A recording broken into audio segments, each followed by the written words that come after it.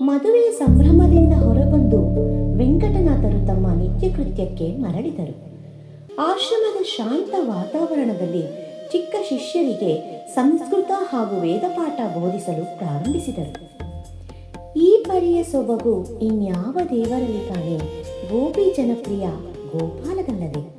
ಈ ಅರ್ಥ ಬರುವ ಶ್ಲೋಕವನ್ನು ಸಂಸ್ಕೃತದಲ್ಲಿ ಉಚ್ಚರಿಸಿದರು. ಇದನ್ನು ಎಲ್ಲರೂ ನನ್ನ ಹಿಂದೆ ಪುನಃ ಹೇಳಿ ಎಂದು ಹೇಳಿದರು. ಅದಕ್ಕೆ ಒಬ್ಬ ಶಿಷ್ಯನು ಸಂಕೋಚದಿಂದ ಹೇಳಿದ, ಗುರುವೇ, ಇದು ತುಂಬಾ ಕಷ್ಟವಾಗಿದೆ. ಇದನ್ನು ಬರೆದವರು ಸುಲಭವಾಗಿ ಬರೆದಿದ್ದರೆ ನಾವು ಸಹ ಸುಲಭವಾಗಿ ಹೇಳಬಹುದಿತ್ತು. ವೆಂಕಟನಾಥರು ಮಂದಹಾಸ ಮಾಡಿ ಹೇಳಿದರು, ಕಲ್ಲು ಸಕ್ಕರೆ ಗಟ್ಟಿ ಇದ್ದರೆಂದು ಅದನ್ನು ಅಗೆದು ರುಚಿ ನೋಡದೆ ಯಾರಾದರೂ ಉಗುಳುವರೆ? ಹಾಗೆಯೇ ಹರಿನಾಮ ಮೊದಲು ಕಷ್ಟವೆನಿಸುತ್ತದೆ, ಆದರೆ ಅಭ್ಯಾಸ ಮಾಡಿದಂತೆ ಅದೇ ಅಮೃತವಾಗುತ್ತದೆ. ಈ ಶ್ಲೋಕವನ್ನು ಮತ್ತೆ ಕೇಳಿ ನಾಳೆ ನನಗೆ ಒಪ್ಪಿಸಿ.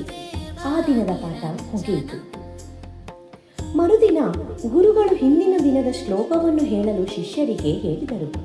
ಆದರೆ ಯಾರೂ ಮುಂದೆ ಬರಲಿಲ್ಲ. ಕೆಲ ಕ್ಷಣ ಮೌನ. ಅಷ್ಟರಲ್ಲಿ ಆಶ್ರಮದ ಬಾಗಿಲಿಂದ ಸ್ಪಷ್ಟವಾಗಿ ಆ ಶ್ಲೋಕದ ಧ್ವನಿ ಕೇಳಿಬಂತು. ಎಲ್ಲರೂ ಆಶ್ಚರ್ಯದಿಂದ ತಿರುಗಿ ನೋಡಿದರು.